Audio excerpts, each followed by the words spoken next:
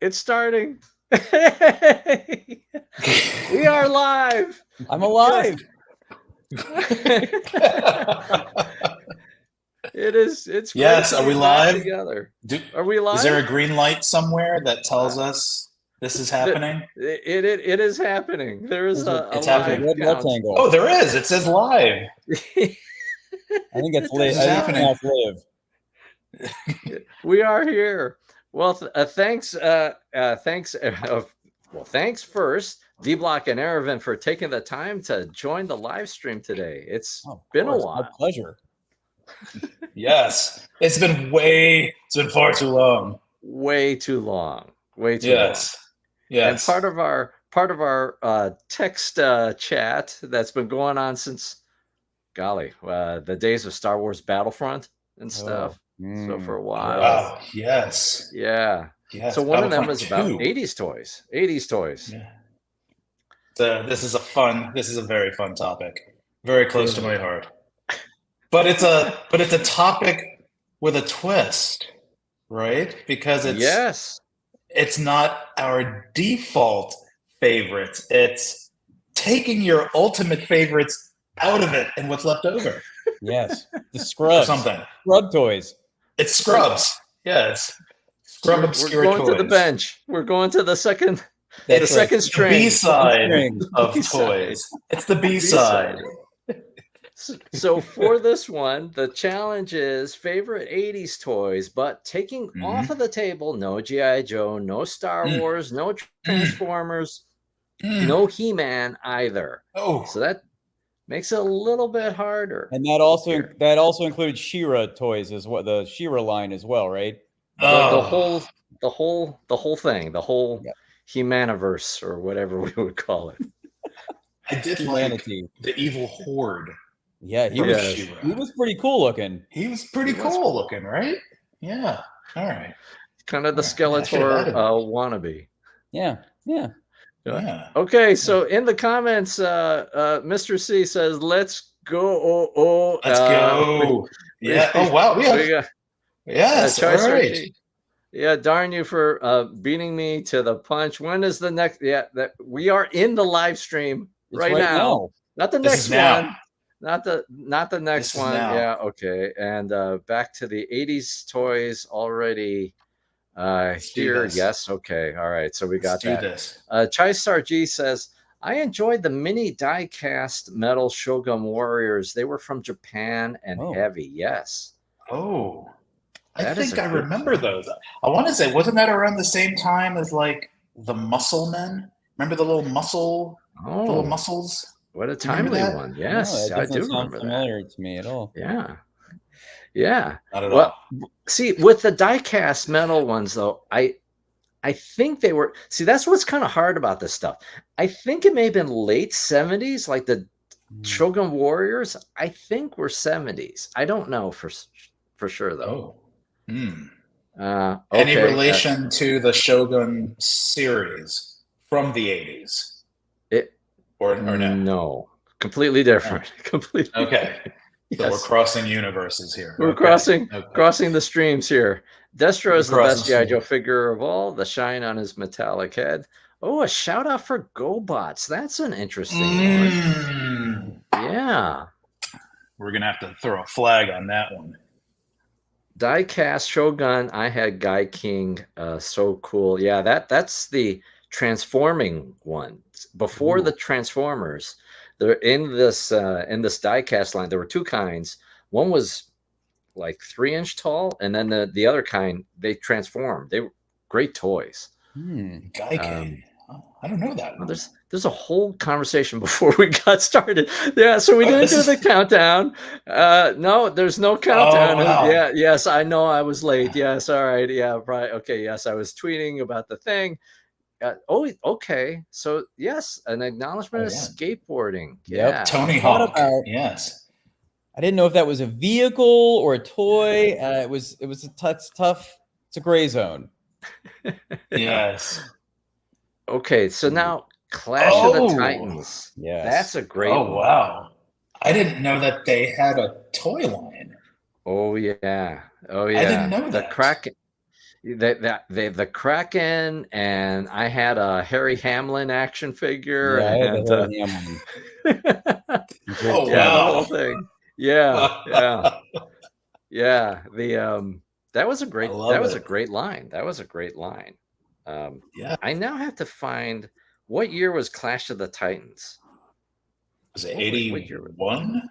Is it within? Yes, it's at 1981. Excellent. Well done, Aravind. Wow. I'm a fan of that movie. Yes. Great movie. Yeah. When 80s PG movies still allowed nudity. Yeah. Brief Clash nudity. of the Titans was one of those. Brief nudity. The end. But nudity nonetheless. As a kid. Well, wow. Yeah, it was certainly eye-popping there. Yes. Hey, Mandarin, thanks for joining the live stream. Appreciate you for taking the time. What was it? Ursula Andress appears in the beginning. And, really? Yeah, that was yes, as the mom of Perseus. Oh, that's right. Okay. And a naked butt shot of her. Don't remember that part. As a kid, I remember that. Yes, of course. All right, so let's get into the rotation here. On that note,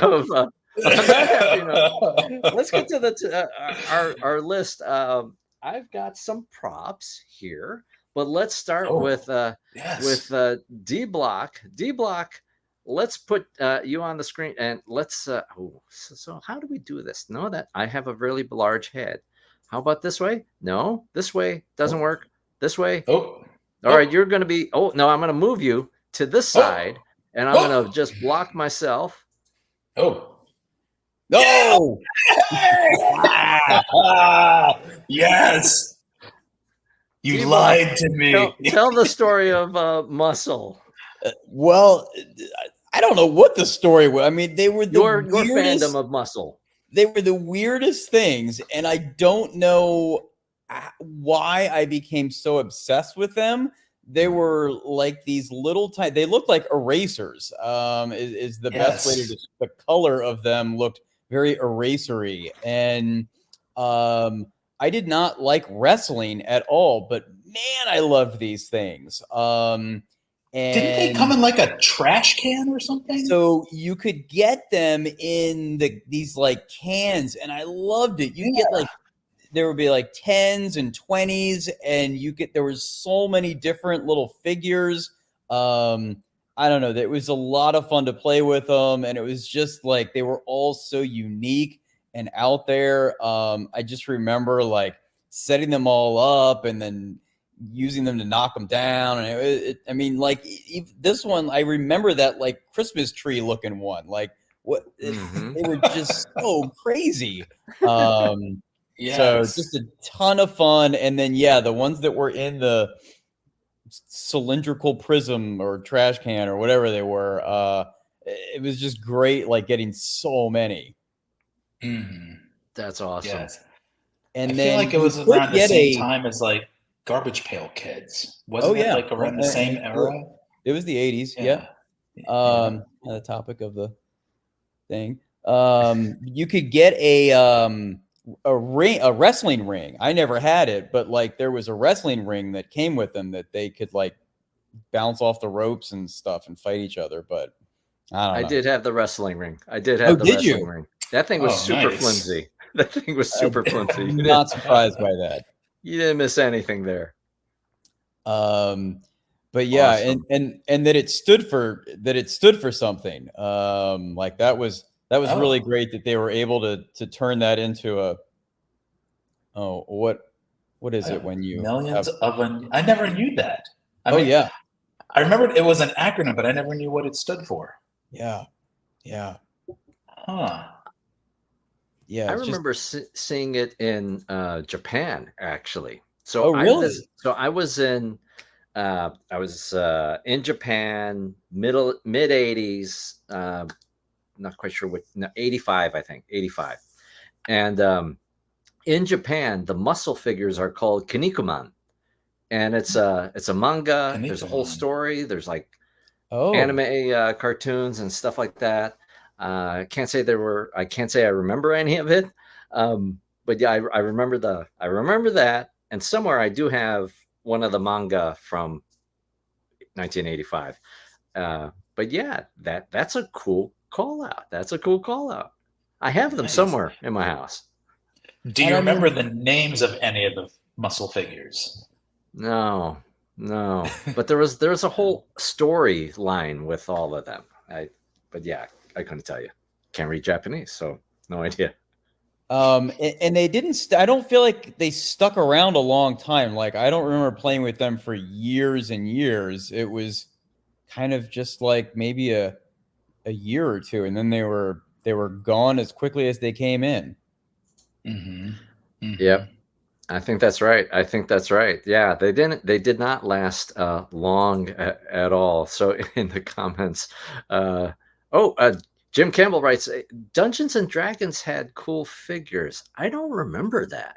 They had, I know they had the very mini figures for your diorama or for playing Dungeons and Dragons. I don't remember action figures, like toys, like the ones they played like in Stranger Things, like the little right, like those little not die cast, but they were what was that, metal of some kind? Yeah. Oh yes, a Mandarin. Yes. So this is what makes it hard. Yeah, G.I. Joe is off the list, and Star Wars off the list, and everything else. So that makes it a little bit harder. And oh wait, I'm stuck. Am I stuck?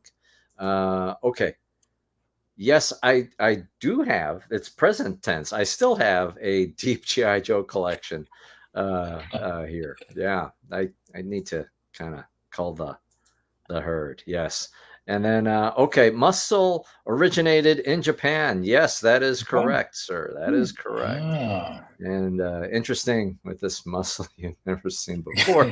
Campbell, yes, Campbell. I had the orc. Okay. So post in the comments, what was the size of these Dungeons and Dragons figures? Were they like G.I. Joe size or the mini guys? He-Man size? I don't remember. Okay. But this is 80s. Yes, it's not the 20. Yes, that's right. Yeah, we're focused on the 8. All right. So Ervin, let's flip to you here. I'm gonna post the one that you just sent to me here.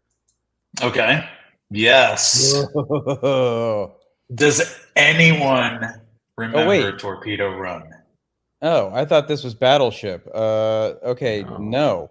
Okay. This at all. You don't remember? Okay. So this picture does very little justice to this game, where I feel like this game straddled the threshold of like toy and board game. So this is actually on the floor. This was a game you played on the floor because that board is gigantic. It was like part Twister, part... It's like Battleship and Twister put together.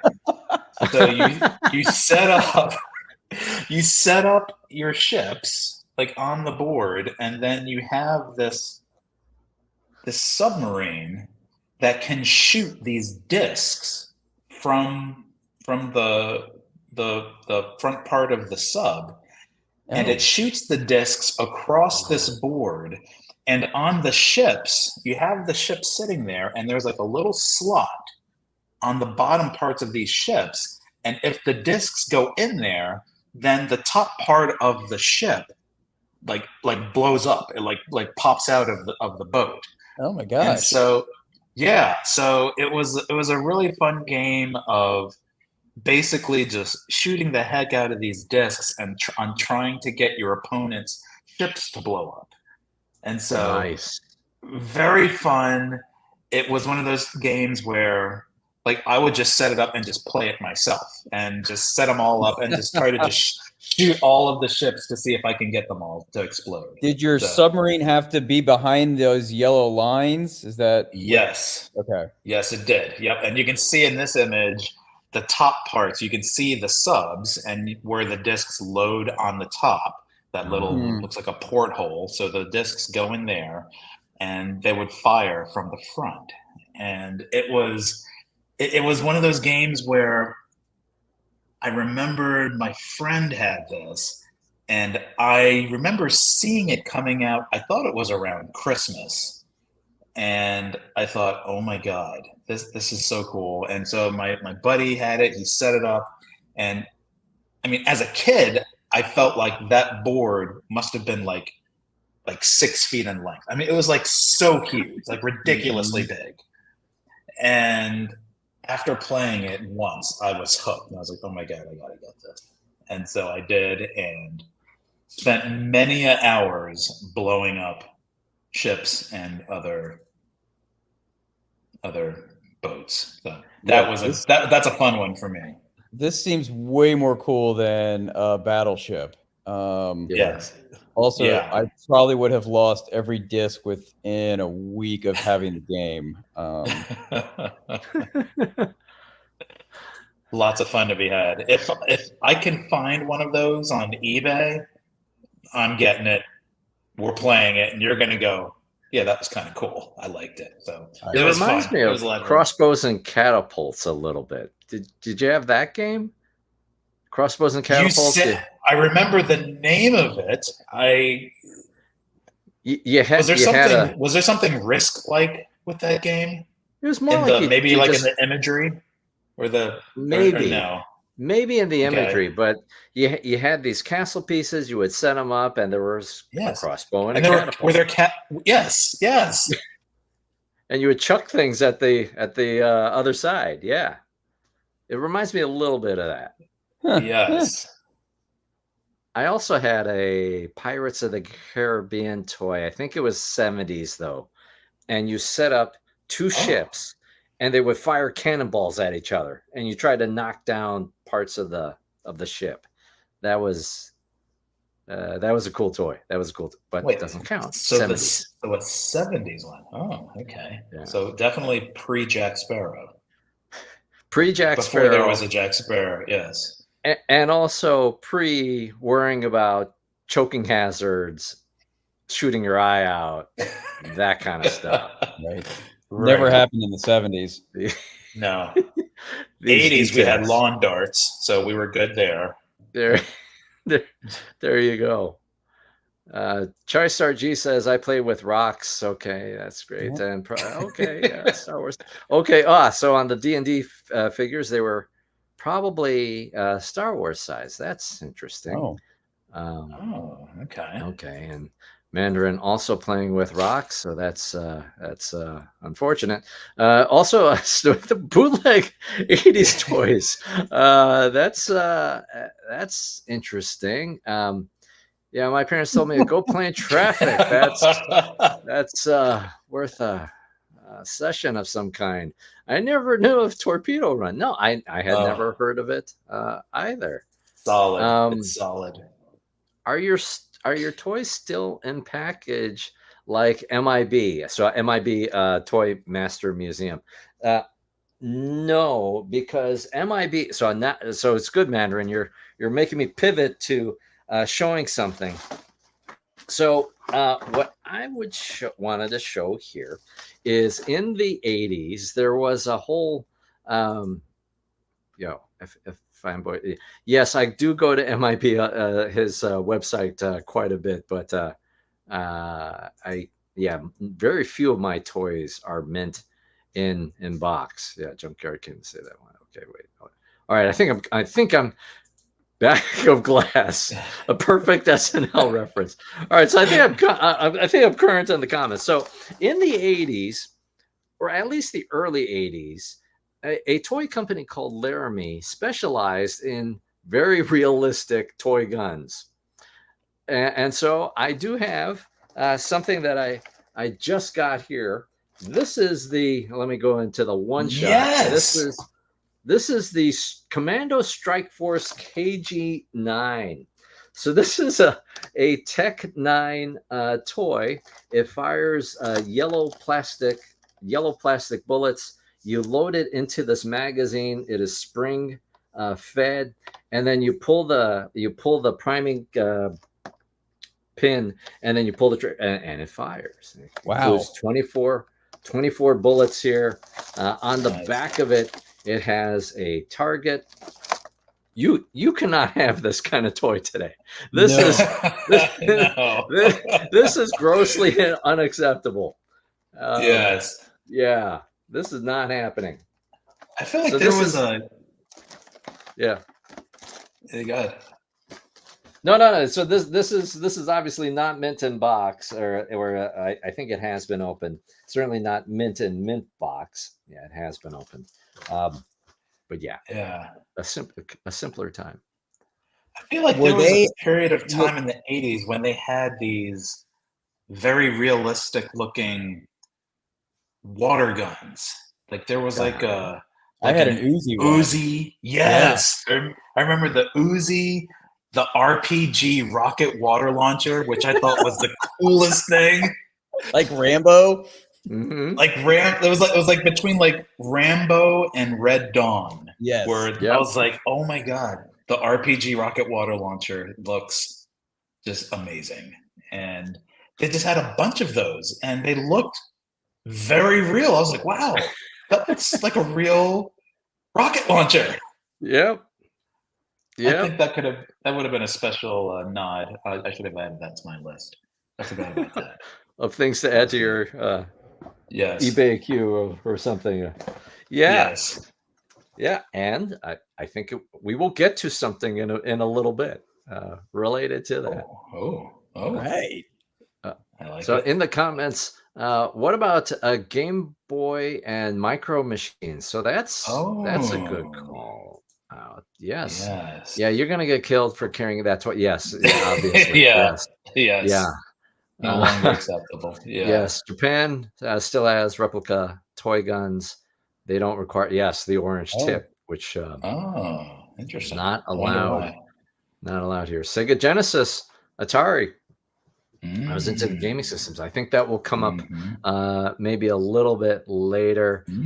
A shout out for the Micro Machines for Those sure. Were cool. They were cool. I liked how they had the little city things that could connect. Do you remember those with Micro Machines? Yeah. That was really cool. Yes. Yep. Penny Racers was fun. I had a few of those. Those were the pullback little cars, and you put the penny in, and then it would do the wheelie. Yes. Yes. Good callback. And it had the rubbery tires too, not like it did.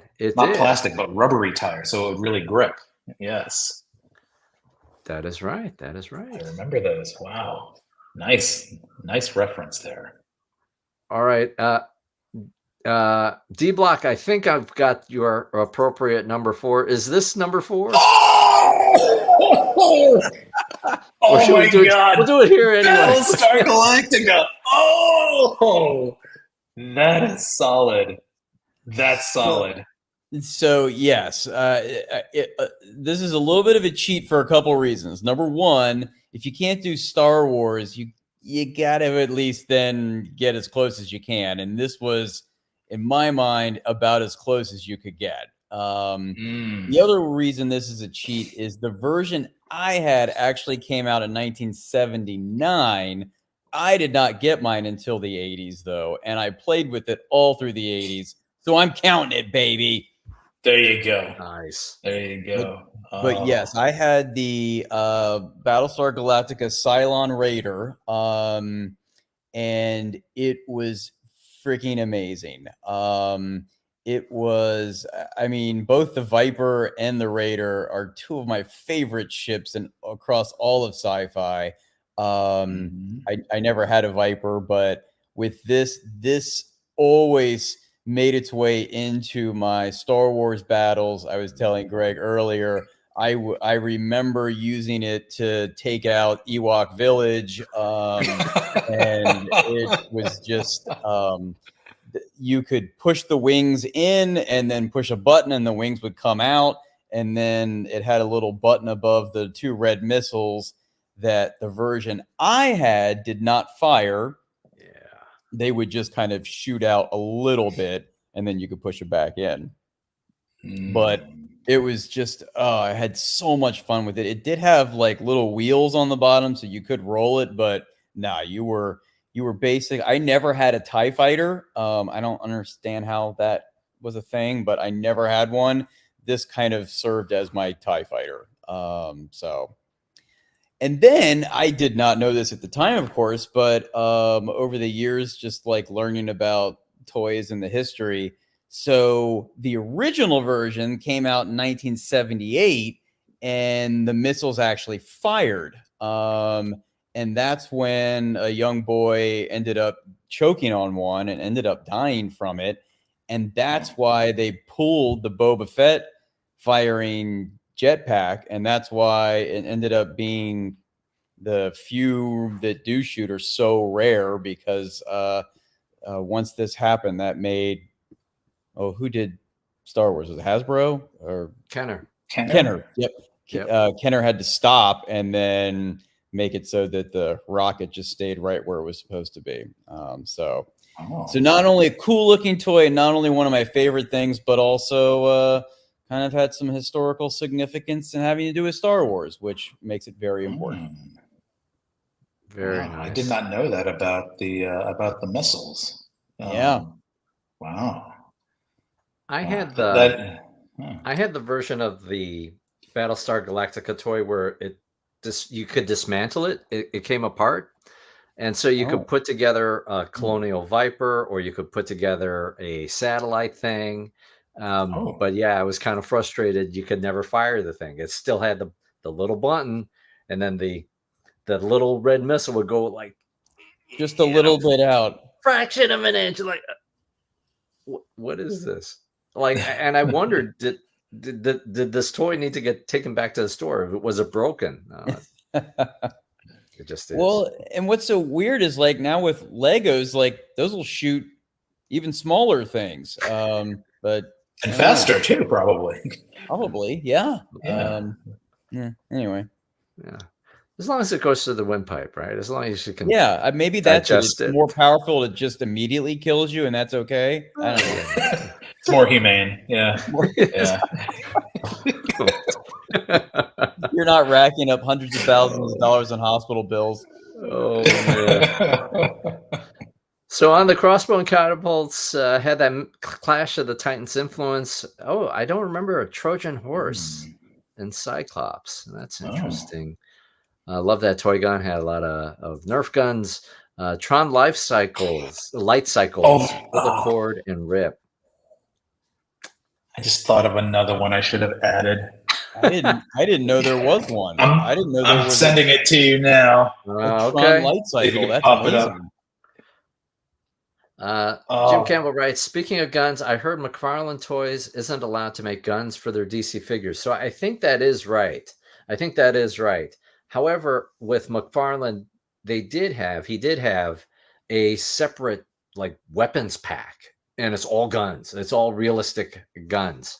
So maybe there's some kind of thing where, that you can't pack it with the DC figure, but there was an action pack or a gun pack recently. Rock'em Sock'em is a good call out. That's a good one. Yeah, Rock'em Sock'em with the robots. Yes. Campbell with a heavy hitting question. Yes, yes, I think there's. Oh, a shout out for the Koosh Ball. That is the Koosh Ball. Yeah, the like furry kind of. Yeah. And let's see. Yep. The He-Man toys, Tron Life Cycles. Yeah, the am I saying light cycles? Tron light cycles. I don't want to say life cycles. My son can tell you all of the mechanics within all of the light cycles and the different generations of them. He is obsessed with Tron of all things. He's obsessed with Tron, but now he's super obsessed with Transformers at the moment. Super obsessed. As one should be. Yes. So chip off the old block. I did not. How did you feel about the trailer? The Transformers 1. Transformer 1? Yeah. You loved it, didn't you? My son went nuts over it. Yeah. He went nuts over it. And so looking at it through the eyes of an 8-year-old, it's like, okay, or well, now 9. No, but no, it's no, like, no. it's like, okay, I could see It's it. fine. It's fine. It almost gave it reminded me of like what they're doing with Super Mario Brothers. It's like, okay, I can see how they can make this kind of fun and interesting origin story. So we're gonna see it. It's kind of like I mean, I guess the prequels of Star Wars or Wicked, where you take a bad character like the Wicked Witch of the West or Darth Vader, and then go back and be like, oh, they actually used to be good, or they were friends, and what happened? Yeah. And so, Yeah. I mean, that'll be interesting, I guess, to kind of see what goes down. For me, if it somehow gets at least one of my boys interested, it'll be totally worth it for me. I understand. All right, so Ervin, we're gonna flip to you, and I hope I've got it's a twofer here, if we could. Oh yes, Switchblade Mask. Right? Yes. So that's Miles Mayhem, the main villain in Mask, and his helicopter, the Switchblade, would convert into a jet, which was so cool because it had a trigger in the back. And so you would pull the trigger, and then the two sides of the helicopter would pop out and it would become the wings. And it was just a sharp looking toy. I was a huge fan of the cartoon. Yes. And so with Mask, I was like, yes. So if I have the villain, I'm also going to need a good guy too. And and so the first good guy that I got, which will be the other thing that comes up. Oh, is it? It'll be Rhino right there. So this was a good guy vehicle? Yes. Yeah, that was Rhino. Okay. It's the I think I'm almost. It wasn't the main good guy, but it was like the main good guy was the red car, right? The Camaro, tractor with the I don't remember the name of the car. It had a Camaro, but it had gull-wing doors that would open like wings. Right. Yes. I never had that, and I wanted it. Me but neither. I did have. I had this. Yes, but this was Rhino, and I think this was almost like their mobile headquarters kind of thing outside of their base that they had. Right. Nice. Yeah. And so but loved Mask. It was one of those shows as a kid. I remember, I think it was in the afternoon when it would come on. In the mornings before school, I would catch, one or two shows, one or two cartoons, which I won't do a spoiler on what it is now because it's a toy. But in the afternoons, I believe Mask was one of those. And just as my son does now, when Mask came on, I would watch the show, I would grab my toys, and I would play along with my toys with whatever's happening in the show, making noises and everything. And now my son does the exact same thing. So apparently that is a hereditary trait within the Krasky gene pool. So yeah, couldn't get enough of Mask. I think I may have to start rewatching it on YouTube or wherever it's available. That's amazing. That's amazing. It was just a great mix of G.I. Joe and Transformers, right? Like you had these guys and they had masks and then their vehicles would transform. I mean, it was a home run. Of course, we would eat it up. Oh yes. One of my good friends had their base was like a gas station or something. That's right. Yeah. Like a gas station and a mountain, I think. And he had it, and oh man, we had so much fun with it. I'd bring my Rhino, and oh yeah. Yes. And I thought what was cool about it too is it took practical vehicles, like things that you would like. It's like, oh, there's a motorcycle. And then it turned into a helicopter, which was Condor. And I thought that was so cool. But then something like this, it's just a pickup truck, but then it becomes something cool. And here's just a Camaro and it becomes something even cooler. So it was so fun. I was big into James Bond in the 80s. And so this whole thing of you have what looks like an ordinary vehicle, but then it's more than meets the eye. More than meets the eye. Was so awesome. I just wish that it was G.I. Joe scale. That's all I wanted. Then I would have been all over it. Yeah, because they were just a little smaller. I mean, they weren't half the size. They were like 3/4 of the size or something. Yes. Yep. Yeah, that's right. That's true. I never really thought of that. Yeah. It's like, oh, this was just a little bit bigger. Yeah. There are some interesting comments that are become relevant in a little bit. Shout out for the pogo ball. Megatron as a gun was a thing. Yeah, that's Megatron as a pogo ball. Yeah, that could have been. Why not? Robotech getting a shout out could be quite timely. Mask. I thought it was Airwolf. There was a bit of an Airwolf kind of vibe. Yes, there for sure. Blue Thunder. Yes, I did want that toy. I remember seeing it at the local toy store, and it looked amazing. It's not as good as the Dragonfly, but it's pretty darn cool toy. Yes. And then what? Almost. What is it? Oh yeah, Young Jim watching Robotech. Yes, lots of shout outs for the Robotech. Yeah. Okay. Nice. All right. So my next one is, since we just talked about it, is the realistic squirt gun toys. So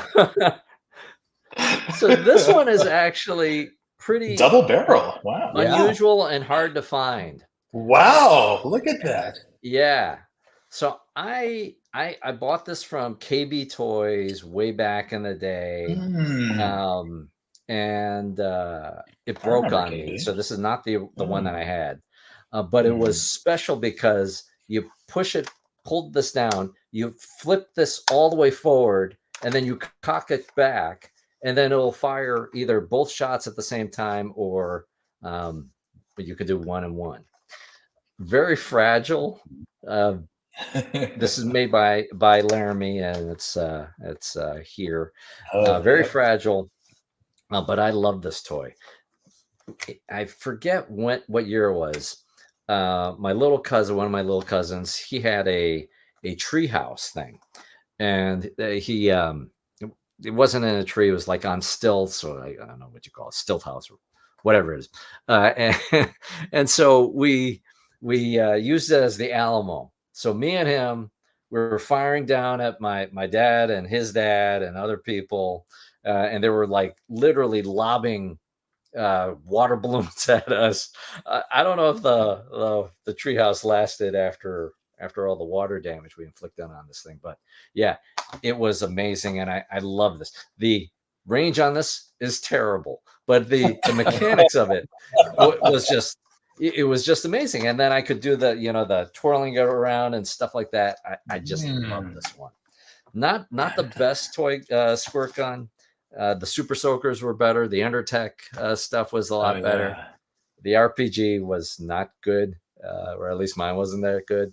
But yeah, it just looked cool. The fact that it's a sawed-off shotgun, water gun, is amazing in itself. That's just amazing in itself.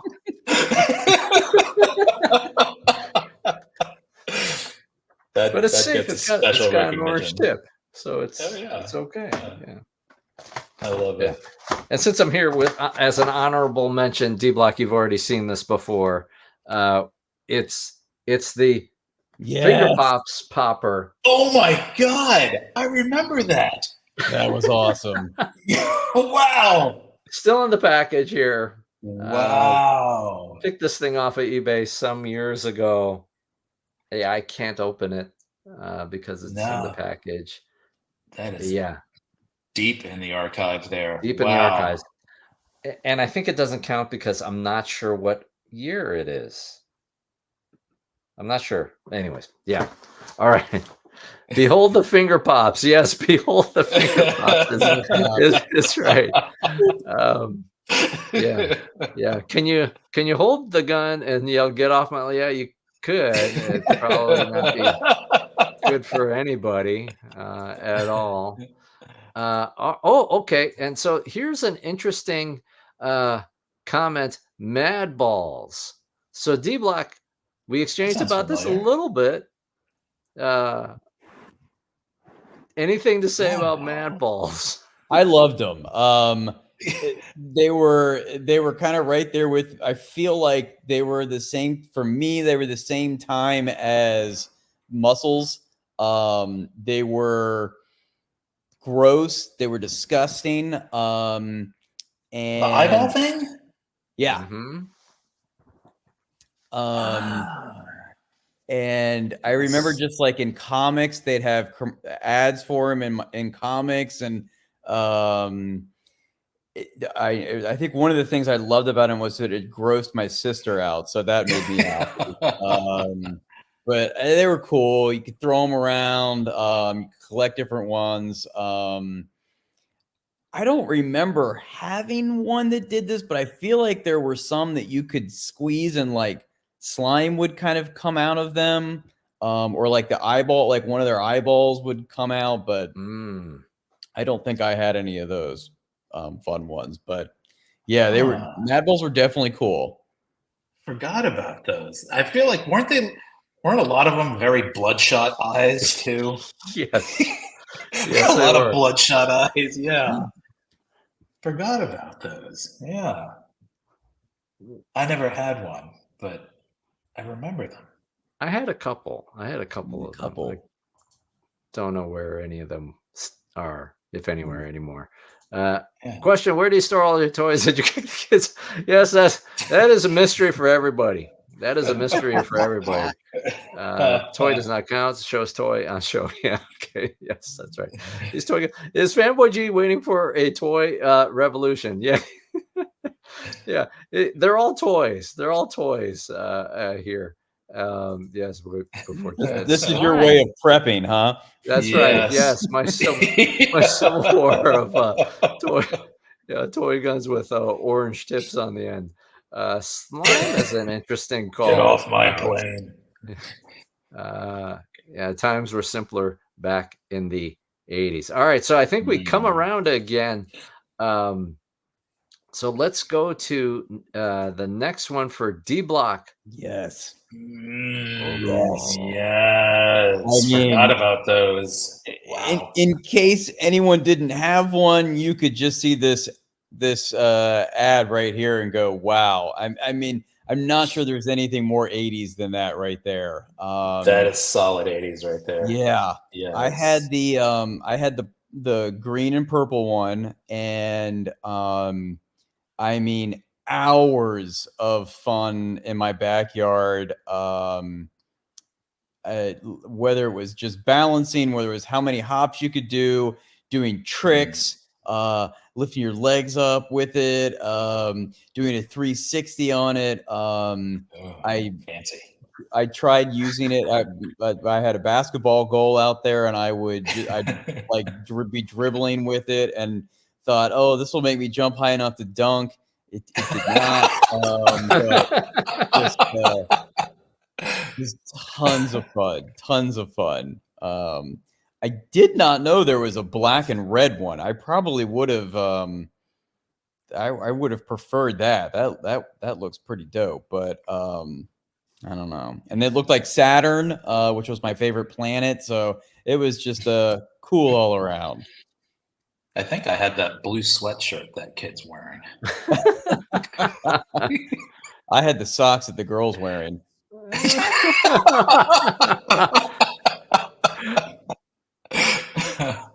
How 80s is that? It's firing on all 80s cylinders. The colors, the shapes, the O's logo going up. I mean, it's perfect 80s. This looks like an ad for Double Dare. Yes. Yes. Yeah. This is great. That and Saved by the Bell. Oh yeah.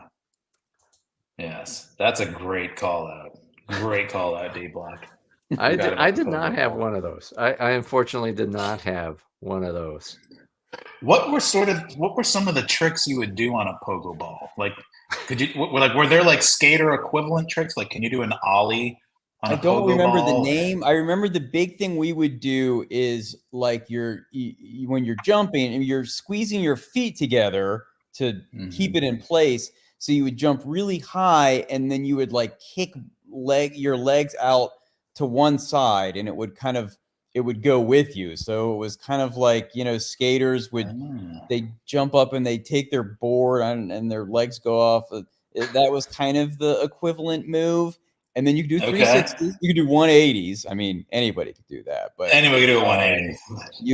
You could try and do a 360. I think we all got like sort of close, but I'm not sure anyone ever actually pulled off a true 360.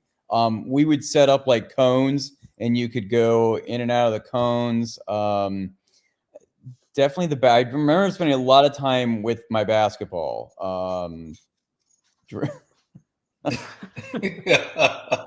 Thinking, okay, I'm not super tall, but I bet I could probably get a college scholarship if they let me use my pogo ball. But how much vertical would the pogo ball add? Like was it like, hey, this thing's like I'm like a foot in the air, 3 feet in the air? It's sort of like I would say it's sort of like Nike Airs. Zero. So like 12 feet, easy. Okay. Because it was not a light object. It was surprisingly heavy. Interesting. Okay. I was thinking it was going to be kind of light and foamy, but not at all. No. Oh no, it had like a hard the disc around it was like a very hard plastic shell. All right. I mean, the whole thing probably weighed like 5 to 6 pounds. It was substantial. So no, you could easily just jump as high, whatever it was. Maybe it wasn't so much the height you got from jumping, but when you're balancing on it, you were probably about 4 to 5 inches, maybe 6 inches taller. And that was that was probably the advantage there, that you were just a little taller. I could use one of those now then. Yes. I wish I was a little bit taller. Wish I was a baller. I remember pogo baller. Yes. Pogo baller. I only remember the green and blue pogo ball. Since I skateboarded, I thought the pogo ball was for ground practice. That's interesting. The Reebok pump it up, pump it while on the pogo ball. Nice. They could bring that back. Right? It's good. Everything comes back. Everything comes back. The Swatch has made a comeback. Has it? The Swatch watch. I think so. I think the comeback's already over. It made a comeback a couple of years ago. Okay, well, it was a came back then. Yeah, I think it's probably due for another comeback in like 3 years. So, so I'm not sure, Ervin, where this is in order, but let me pull it up here, and because I think there's a theme with these three. Yes. Here we go. Yes. So Robotech is my #1 all-time favorite cartoon, period, hands down. And so I had Skull 1 right here. So This was the Veritech fighter that first belonged to Roy Folker, and then it went to Rick Hunter. Why am I drawing? To Rick Hunter, yes, there he is right there. And although the toy didn't transform, it still looked pretty awesome. It had all the missiles. It had the jetpack on top. You could take the jetpack off, and the tail, I guess the tail fins would fold down and unfold. So it was really cool. And for me, I had such a huge love for the show that it just, and again, when the show was on, And if Rick Hunter's flying around in Skull Eater, then I'm just flying my toy with it as it's happening. So yeah, so there is a theme here. So this was from the first season, and then this was from the second season of Robotech. This was the hover tank.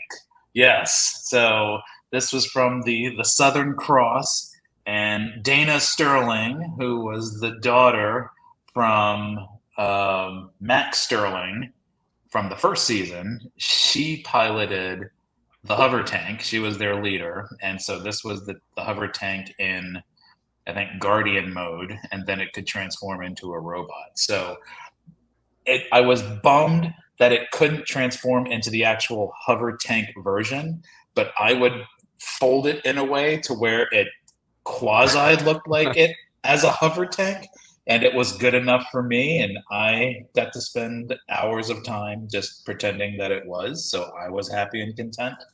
But it was very cool, and it was, again, yes, there it is. Yep, Max and Maya. That's right. And so the theme continues then into the third season, which there it is right there. So I loved my Cyclone. This was probably my favorite of all of them because it did transform and it was not easy, but it was possible.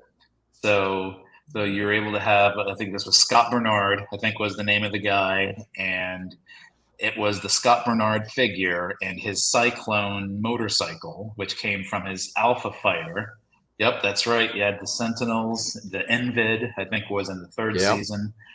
And as I was able to eventually reverse engineer this thing and figure out how to transform him, it then became a lot more enjoyable. The first couple times, it was really hard transforming him, but once you figured it out, it became really cool. And so loved the Cyclone because it looked the part, but it also transformed to look like it as well in both motorcycle and in battle armor form. So much fun. It's awesome. So good. Yes. Yep. I still look at on eBay this one, the Cyclone. And I think there is a reissued version. I don't think it's as big as the one from back in the 80s. Mm-hmm. And I really do love the hover tank. As you said, the little bit of transforming that it can do, it's just awesome. It's just awesome. I did want this toy. I never got around to getting it, but I did want that toy. Oh. What I noticed was that first one, the jet, that looks.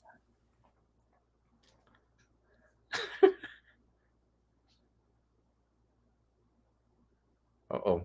What happened? Am I stuck?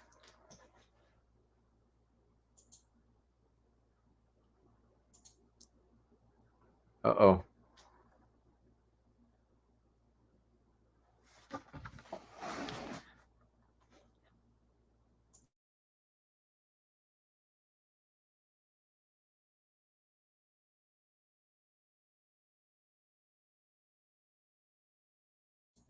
Am I stuck?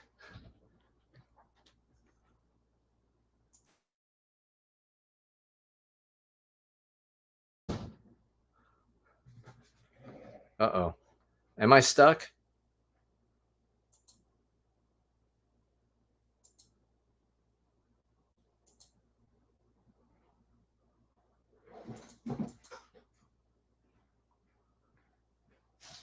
Okay. What happened? Is the internet down?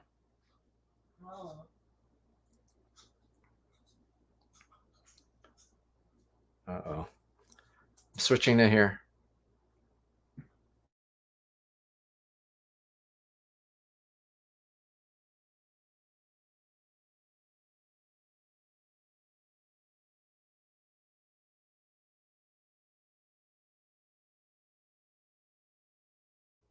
Okay. I think I'm creating a hotspot. And okay. What happened? Uh-oh. All right. I'm going to go back to the one shot here. Let me get here. Okay, the image is stuck. That is no, we are still in this live stream. Let me try to do something here. Let me try to do something here.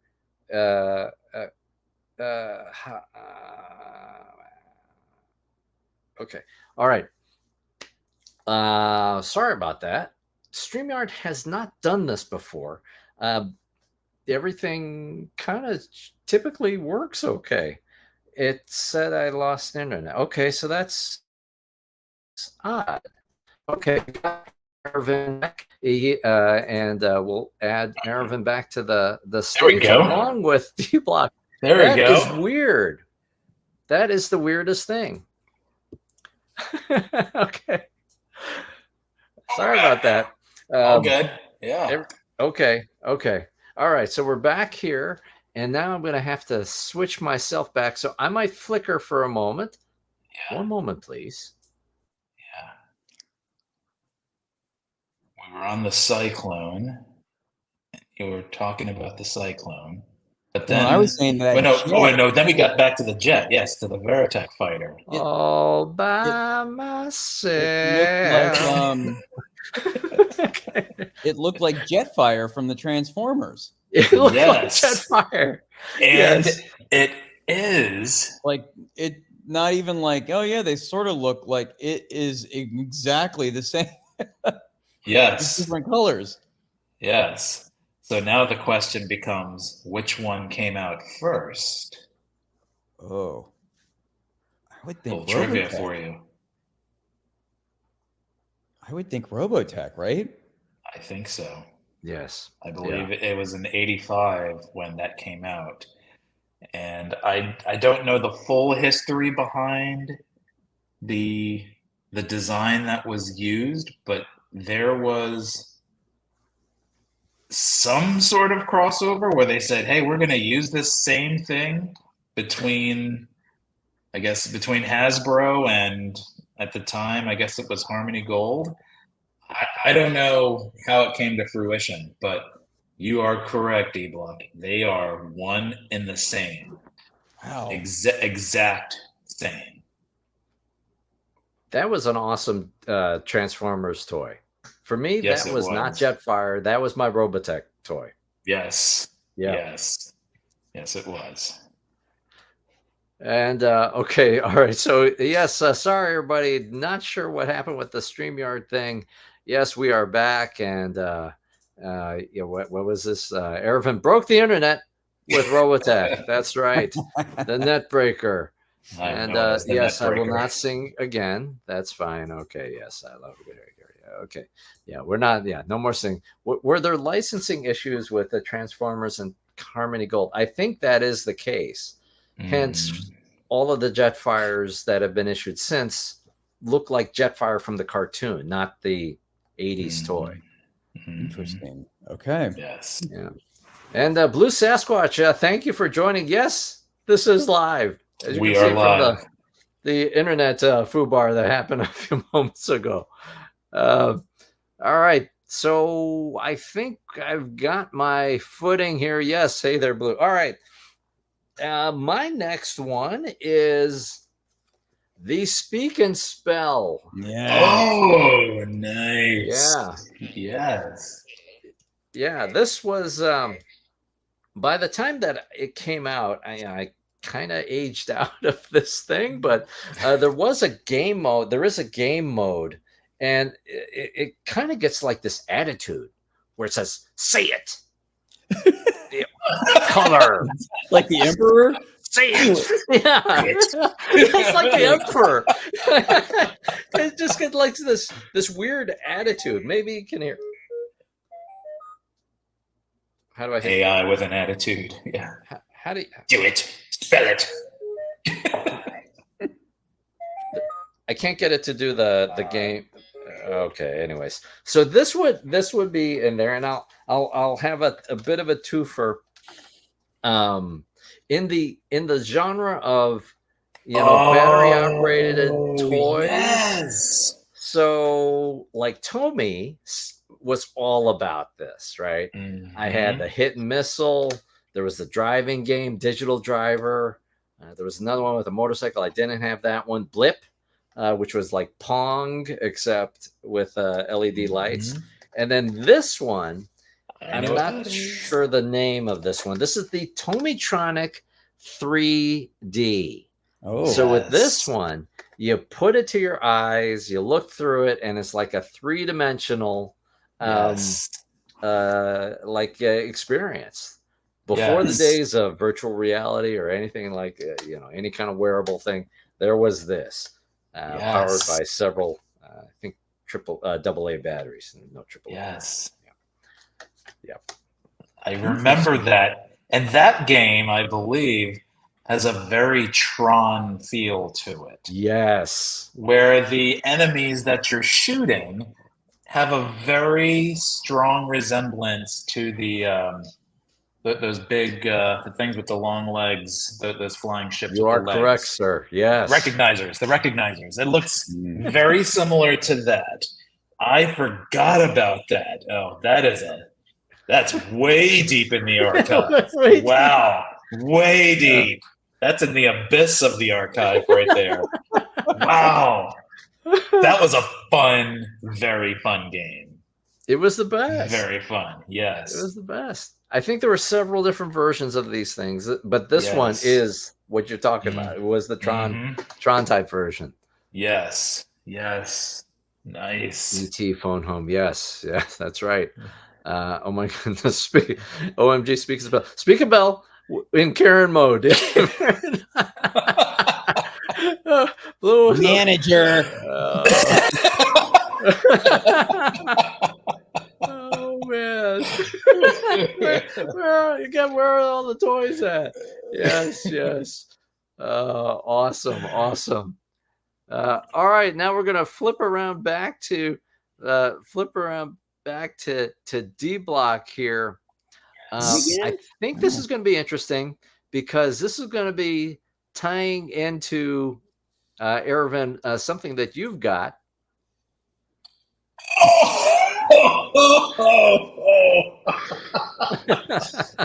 Yes.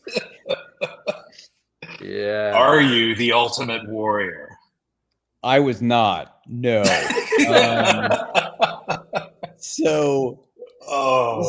Similar to, I'm sure we all experienced this at one point when we would ask our parents for a Transformer and for like a birthday or something, and then you would get a present, you'd open it, and it'd be a GoBot, and you'd be like, oh, Jesus.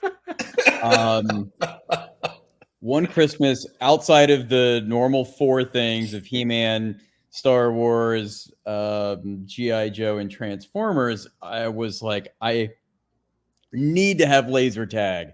I knew that some of my other friends were getting it. I envisioned these battles that we would have running through the neighborhood, blasting each other. And come Christmas Day, Santa did bring me a laser tag, but it was not laser tag. It was photon. No one else had photon, so no one else had photon. No one else got photon. But it did come with a little pack that you could just shoot at and do target practice. And that was cool enough for me to get it on the list. The gun looked cool. It kind of looked like the Transformer Decepticon, Shockwave. the purple Decepticon. Shockwave, yes. But yes, it did not. You could not use it with laser tag. So all of my other friends were out blasting each other, and I was home by myself shooting their no. Wasn't there a Photon TV show?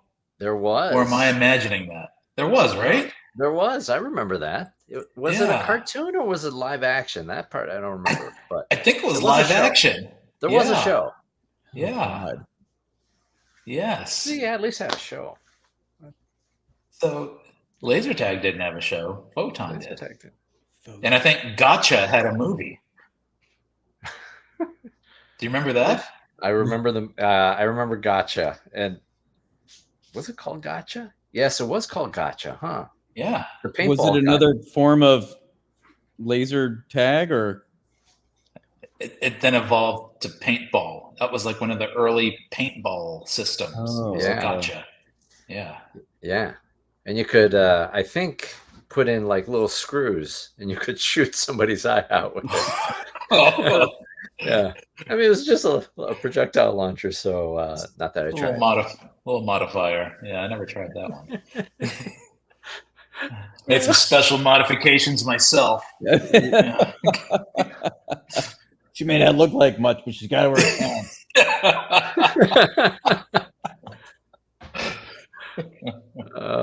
Marzon should wear this helmet. Yeah, I had Marzon. That was an inflatable robot toy. I think you got it from Radio Shack. Yes, so that it could wear that thing. My laser tag was a ball.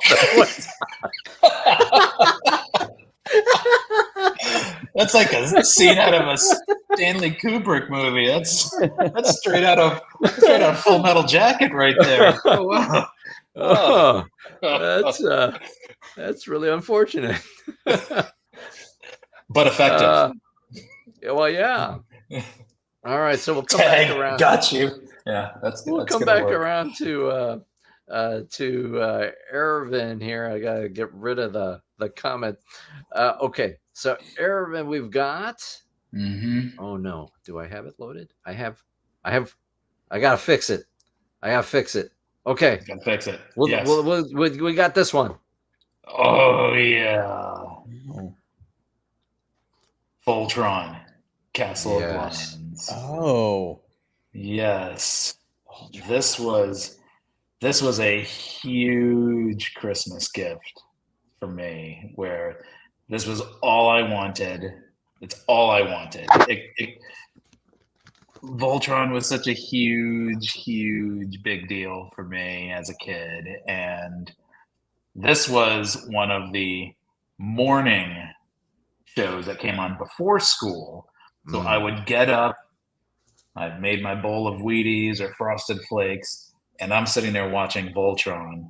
And I always remembered I would miss the last 5 minutes of the show every time because I had to leave to get the bus to go to school.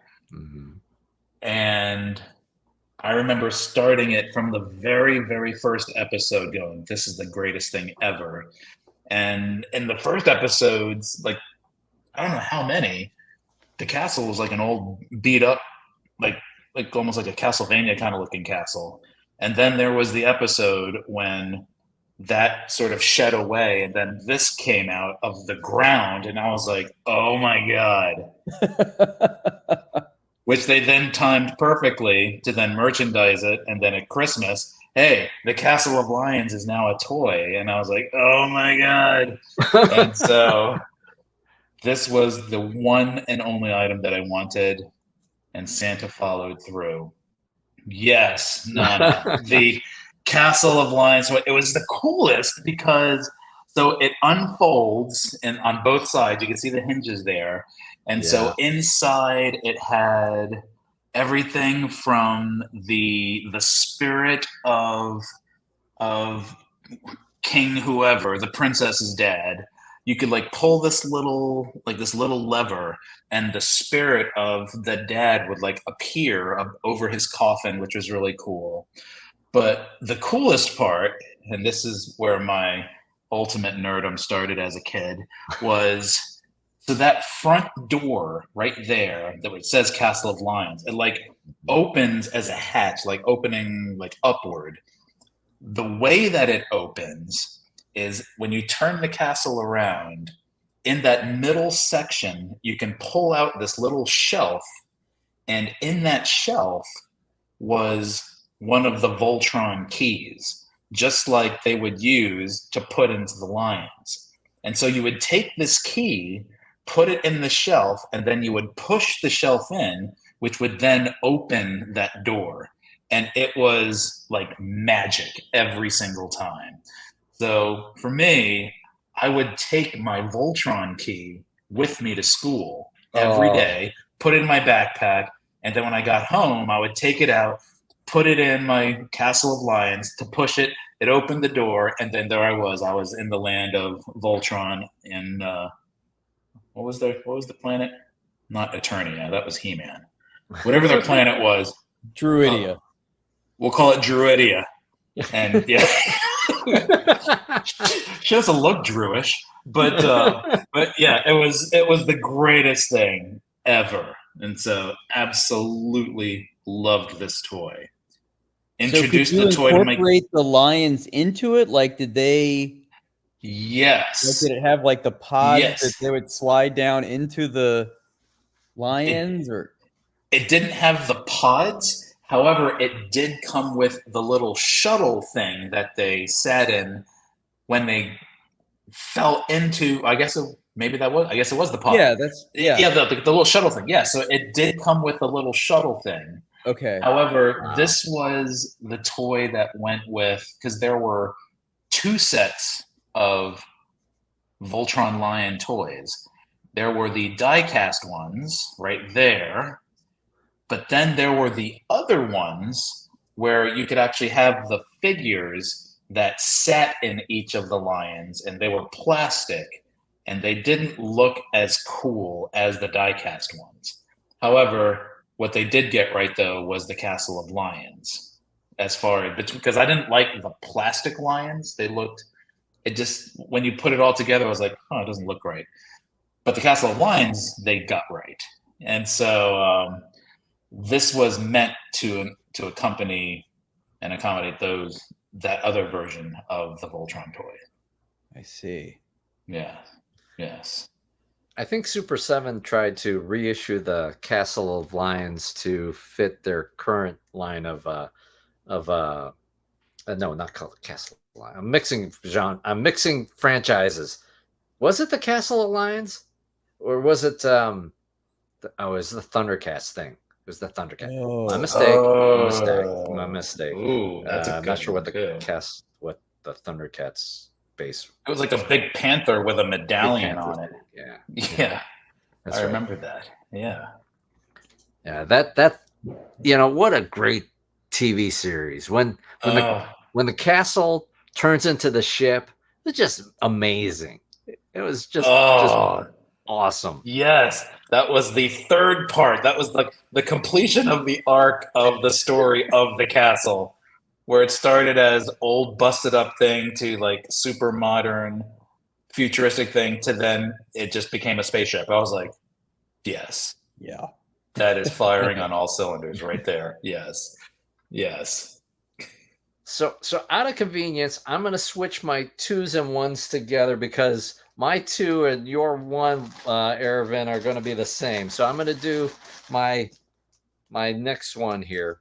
So as I mentioned, in the 80s, I went to Japan, had a great time, went with my grandparents, toured a bunch of places, went to a store in Tokyo, this region called Akihabara. And it was like the best toy store. The guy spoke English, so I could speak with him. He was I was a little kid, and he was very kind to me. And I got this. So this is a Gundam action figure. Yes. So this is from 1985. It is not a model here at all. It is an action figure. It doesn't transform. But it's got really amazing articulation. The weapons are cool. There's a clip that goes into the side. The armor pieces all move. These yellow pieces and the front also move. Hopefully I don't break anything. The chest part opens up. I have not seen anything like this, actually, I think, since that has this kind of build quality and play quality. Yeah. but I love this thing. I love this thing. The shield also comes off, and yeah, this is one of my favorite toys. It's not complete. Somewhere else, I've got the sword guards that attach in here. It also comes with swords as well. Yeah, this is one of my favorite toys of the 80s. Nice. It looks like he's wearing Air Force Ones on his feet. Yes, right? Yeah. But can he pogo ball? Yeah, that's right. Oh, he could pogo ball. He could definitely pogo. All right, so I think we are in the home stretch with D Block, your final installment here, and it's a good one. Yes. Oh my God. Yes. Man, I love these. I don't know why. I'm sure some of it, as many of my toys were, it was to annoy my sister.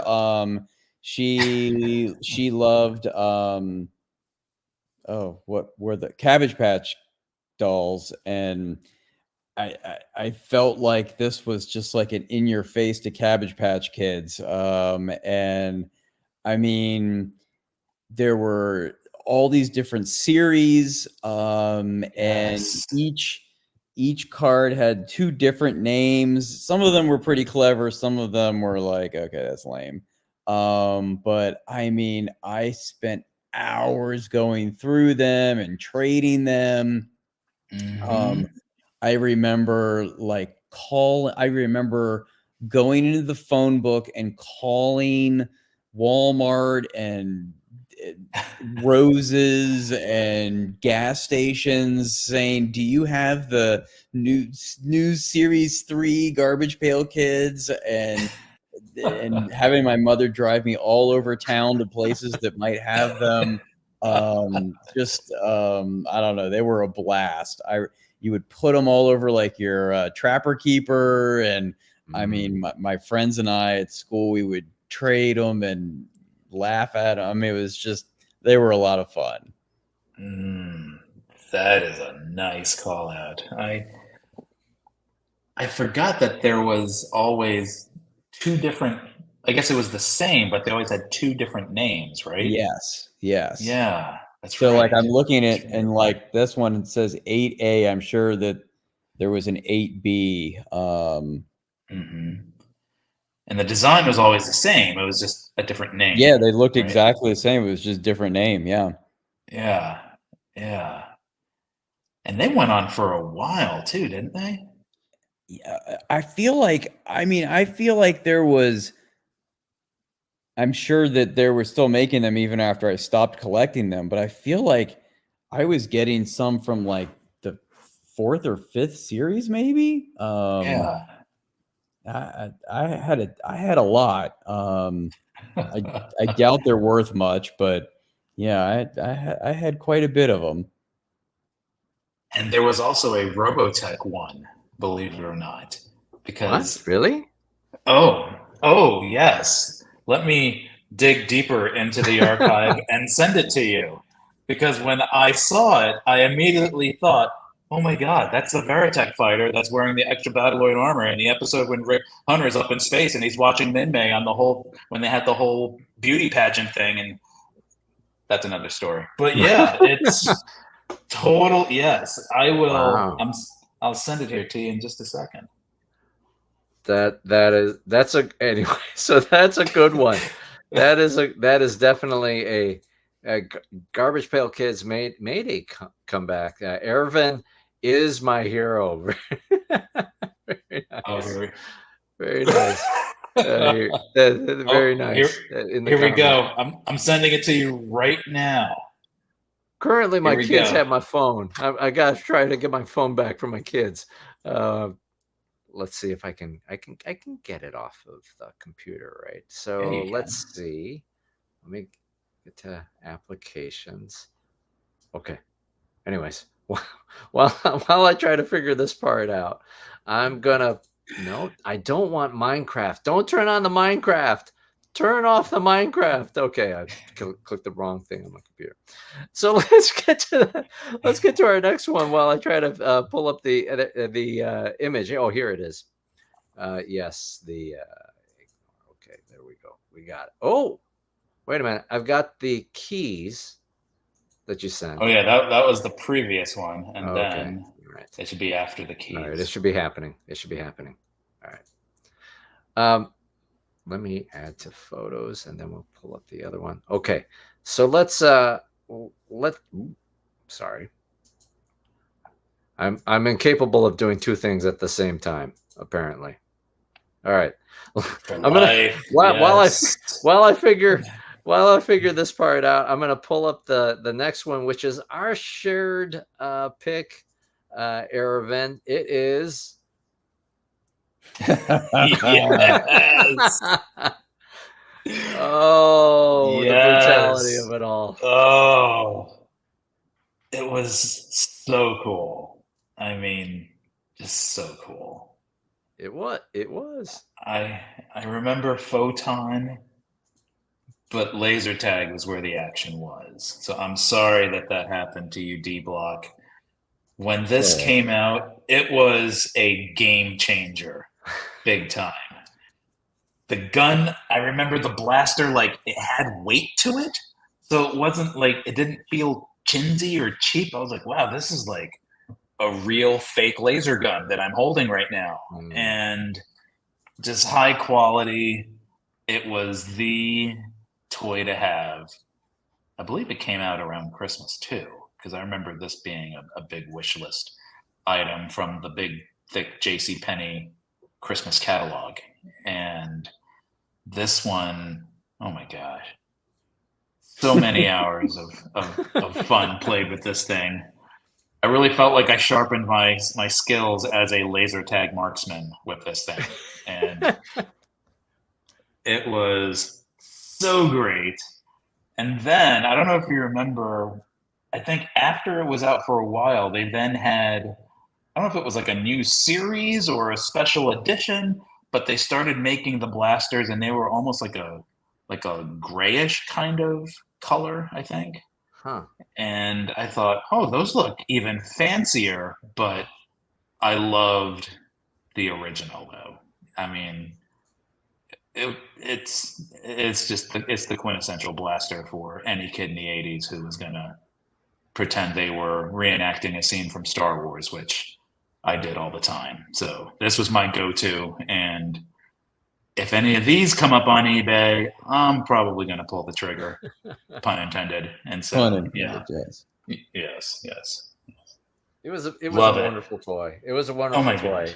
There was there were, in addition to the gun and the whatever that thing is on the left, there was also the hat.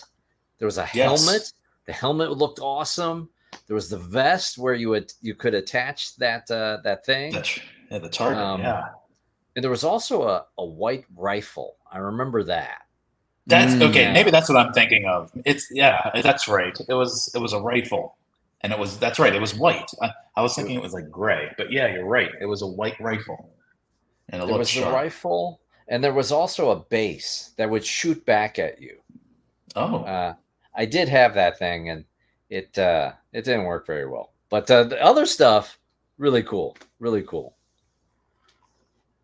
I didn't have the helmet. I didn't have the base. I just had what's shown here, just the target and the blaster. But it was great, and I feel like it was really accurate too. Like, yes, right. I remember like thinking like, oh man, I never missed. It was like, wow, this is pretty good. All right. I'm such a great shot, I guess. or there was a setting where no matter what you did, you always hit it. I don't know if that was a setting, but I do remember thinking like, wow, this is pretty accurate. This is how you honed your Call of Duty skills. Oh, I totally lost it in Call of Duty. Well, that's going to be another episode on the fanboy. And now to catch up on some pictures, these are the keys. So those were the keys that came with the what I would say are the chintzy type of Voltron.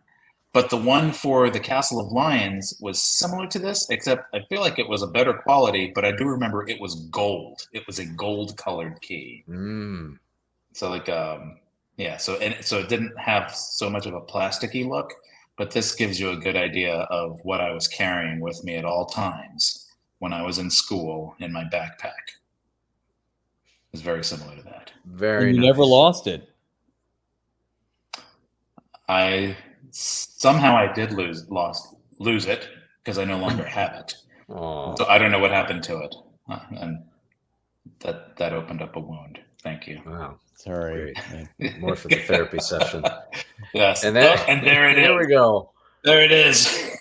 That is the Robotech version, and there you go.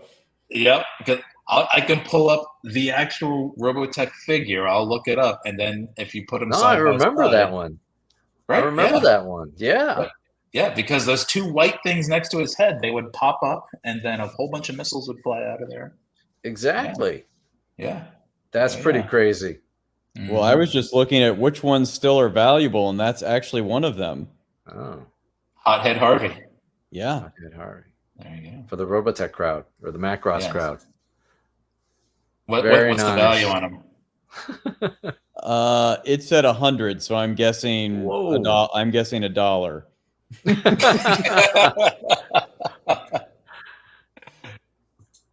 Robotech Pale Kid Epic Crossover.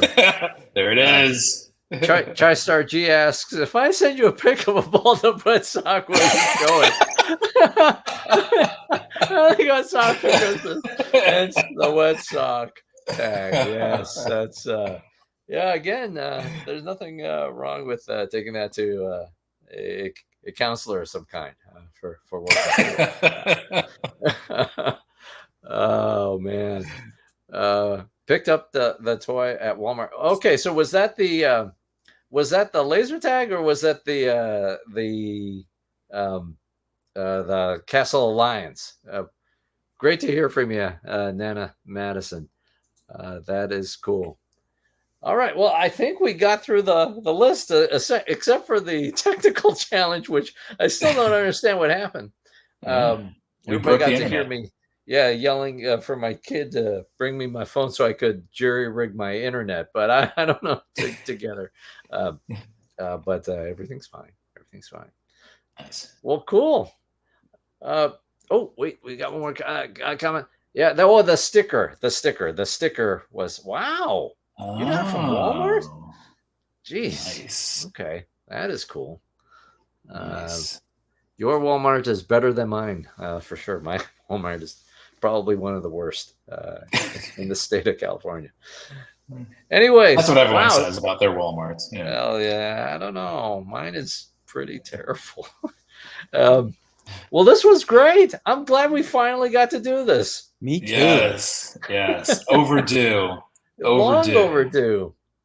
So one of the common questions is, or actually one of the questions while we were experiencing the technical challenges, other than hello, was when is the next live stream? So when is what would be the next good topic for us to cover here? Oh, that's a great question. I know we've thrown a lot of different ideas over text. Yeah. I've always been partial for us doing the favorite non-action figure, non-vehicle Star Wars toys. So like whether it be or not toys, but just items. So whether it be clothing or lunchbox or Trapper Keeper, just it can't be like part of the Kenner line, but what other Star Wars items were our favorite as kids? So that's an option. That's a good one. And then we had talked about if we did one from the big four, He-Man, Star Wars, Transformer, and G.I. Joe, you had to pick your favorite figure from each one. I like that. A good one. That's a good one. That is a good one. I feel like there were some that we noodled over around rankings of, was it like best worst death scenes from movies or something like, or it was, what was it, like the best like main villain death scenes or whatever. I feel like that was something that we talked about once as a possible topic. We did the 80s movies deaths. Yes. We did do that. Yes. So we could do 90s or other, not limited by decade. That would be good. Yes. Yeah. Did we do best like lines after the main character kills a bad guy? Like that's what it was. That's what taglines or something. Yes. That's brilliant. That would be. I would see you at the party at the.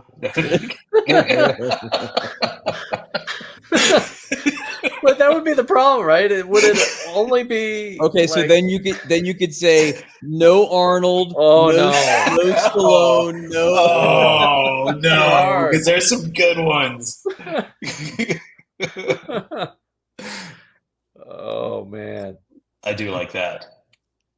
I give that a big thumbs up. Yes, definitely. Oh, and some nice comments. Yeah, great live stream. You guys don't make me feel as old as I am. And also, can't wait for the next live stream from you guys. This went by fast. This did go by fast. It did. We could have kept going. I could find more crap in my garage or whatever around the house. Wherever it is you kicked your family out of, I'm sure there's something really cool or a hidden gem from where your family formerly used to sleep. Yeah. Well, yeah. Here's a GoBot. Here's one of the larger GoBots. Could have done this. Yeah. Is that the one where his head is just like the front windshield? Yes, it is jacked up. Yes.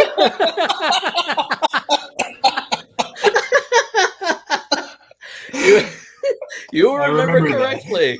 Yes, this is his head. It's just a windshield. Yes.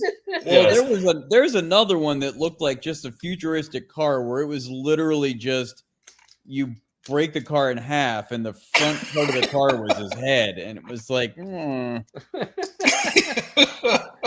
And then the planet they came from was, didn't we find it was Gobotron? Gobotron or something. Yeah. Like, oh man. They need to go back to the drawing board. They really put a lot of thought into that. Yeah. See, I've already transformed it. You are correct. That is his head. Is he smiling? Is he smiling? Is that what the... Sure, let's say, hey boys and girls. Yeah. Now, if you put like some Lightning McQueen eyeballs on him, then like, okay, now I can see it. But yeah, this doesn't work. I remember the main villain wasn't he called Psy-Kill? And he was a motorcycle. Psy-Kill. Psy-Kill. That's right. But then when you transformed him, you could still see his face just staring at you like, I was like, oh my God, this is the, yes, I remember. I thought the mask motorcycle was lame. Like the propeller. Condor? The propeller that came up over it. Like that was the one mask one where I was like, okay, this one's kind of lame. I thought it was kind of cool. I was like, that could really happen. As a kid, I was like, they could really make that. That would be so cool. I feel the opposite. I feel like as a kid, I was like, everything else here is so realistic, but So that one's a stretch. But the flying Camaro, totally doable. We could do that. Totally doable. Yes. I did like the flying motorcycle because it was yellow, right? It was a yellow motorcycle. I thought it was like it kind of gave me green. Oh, was it? It gave me the "you only live twice" kind of vibes, like I was saying, but about the James Bond thing. You know, that kind of mini thing. Yeah. It's funny you say James Bond with that, because it always reminded me of the motorcycle in Never Say Never Again. Ooh. The James Bond when Sean Connery comes back as an older James Bond. Yeah. And he was on like I don't know if it was like a Kawasaki or something, but I always thought it reminded me of that one. I was like, just put a propeller on it. It's totally doable. Make it happen. It work. Make it work. We can make it fly. Yeah. We can make it fly. Yes. In the cartoon, it looked really cool, at least. Sort of. It did. It did. It's doable. It's doable. All right. Well, thank you, D Block. Thank you, Ervin. This was a lot of fun. Yes. Awesome. Thank you for setting it all up, man. Oh, thanks for having us. Yes. All right. Let's do it again soon. Let's do it again soon. And so thank you for everybody who is watching right now still and has provided comments. This is a lot of fun. Do us a favor. All of the same YouTube-y things. Hit the like, hit the subscribe. We appreciate it.